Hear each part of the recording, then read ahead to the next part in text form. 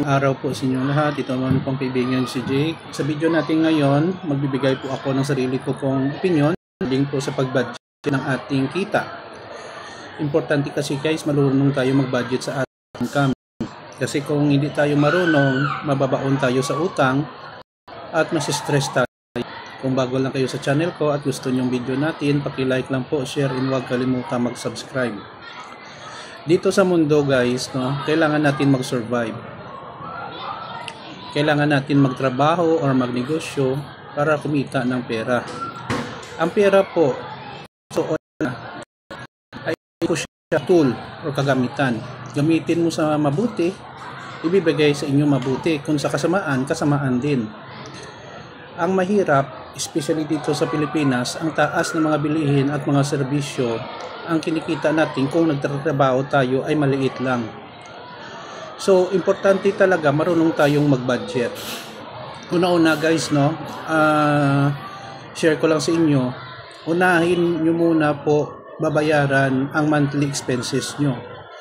Ilaw, tubig, kuryente, internet, okay, yun, fix na yun, na babayaran. Pero pa iba-iba kasi kung lumakas ang gamit nyo ng kuryente, malaki din ang babayaran nyo.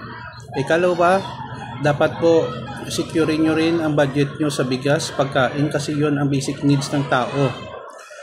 And then, kung ano ang importante guys, sa ikatatlong tip na ibibigay ko sa inyo na inyong bilhin, urgently needs sa inyong buhay,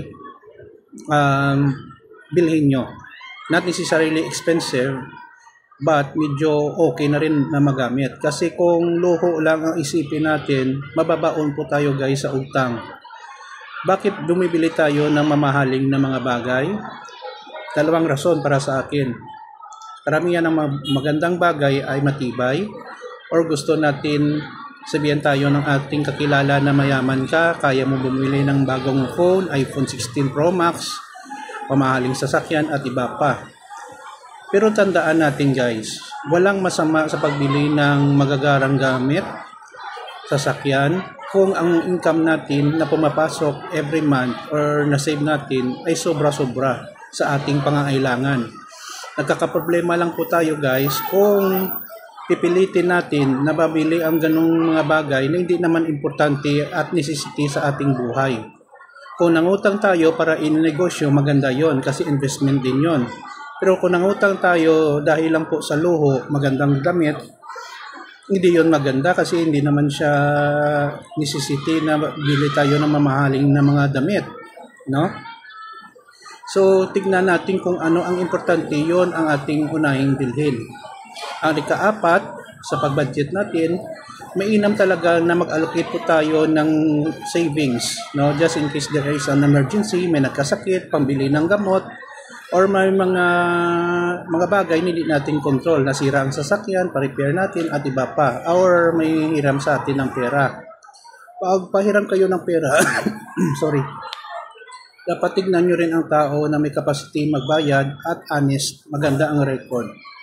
At kaya nyo lang ipautang ang certain amount of money, wag pong sobra-sobrang laki kasi most likely hindi kayo mababayaran yan.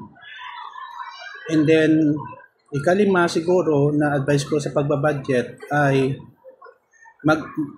mabuhay po ng simple. Not necessarily na araw-araw kumain kayo sa labas. Mga healthy foods within the budget, okay na yon. Kasi kung araw-araw din tayo kumakain sa labas, magastos din yon. So, yun lang po guys, masishare ko sa inyo na ginagamit ko din sa aking buhay. Minsan kumakain din kami sa labas, pero budgeted lang yun guys, every weekend or Friday, Yun lang po guys, may nakukuha kayong tips dito sa ating kung paano mag-budget ng ating kita. Maraming salamat po sa inyong panonood. Please like, share, and huwag kalimutan mag-subscribe sa channel ko. Ito naman po ang kaibigan nyo si Jake. Paalam. I love you all. Bye-bye.